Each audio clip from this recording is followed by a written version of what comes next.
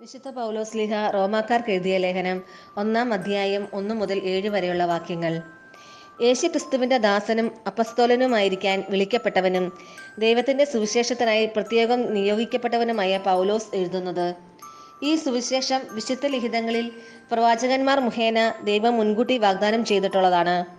ഇത് അവിടുത്തെ പുത്രനും നമ്മുടെ കർത്താവുമായ യേശുക്രിസ്തുവിനെ സംബന്ധിച്ചുള്ളതാണ്.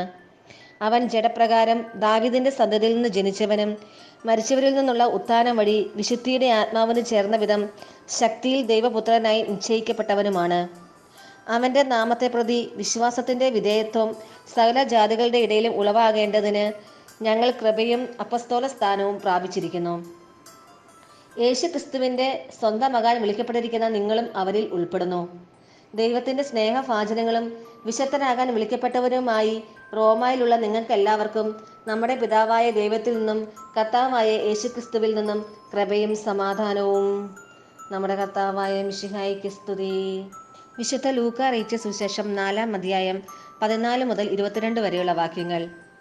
യേശു ആത്മാവിന്റെ ശക്തിയോടുകൂടെ ഗലീലയിലേക്ക് മടങ്ങിപ്പോയി. അവന്റെ കീർത്തി സമീപ പ്രദേശങ്ങളിലെങ്ങും വ്യാപിച്ചു. അവൻ അവരുടെ സിനഗോഗുകളിൽ പഠിപ്പിച്ചുകൊണ്ടിരുന്നു. എല്ലാവരും അവനെ പുകഴ്ത്തി. യേശു താൻ വളർന്ന സ്ഥലമായ നസ്രത്തിൽ വന്നു. പതിവ് പോലെ ഒരു സാബത്ത് ദിവസം അവൻ അവരുടെ സിനഗോഗിൽ പ്രവേശിച്ച് വായിക്കാൻ എഴുന്നേറ്റ് നിന്നു. യെശയ്യാ പ്രവാചകന്റെ പുസ്തകം അവന് നൽകപ്പെട്ടു. പുസ്തകം തുറന്നപ്പോൾ ഇപ്രകാരം എഴുതിയിരിക്കുന്നത് അവൻ കണ്ടു. കർത്താവിന്റെ ആത്മാവ് എൻ്റെ മേലുണ്ട്. ദരിദ്രരെ സുവിശേഷം അറിയിക്കാൻ അവിടുന്ന് എന്നെ അഭിഷേകം ചെയ്തിരിക്കുന്നു.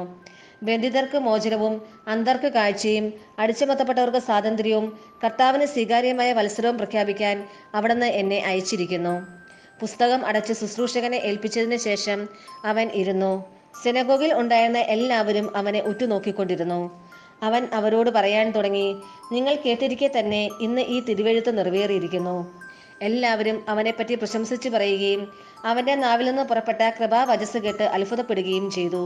ഇവൻ ജോസഫിന്റെ മകനല്ലേ എന്ന് അവർ ചോദിച്ചു. നമ്മുടെ കർത്താവായ മിശിഹായ്ക്ക് സ്തുതി.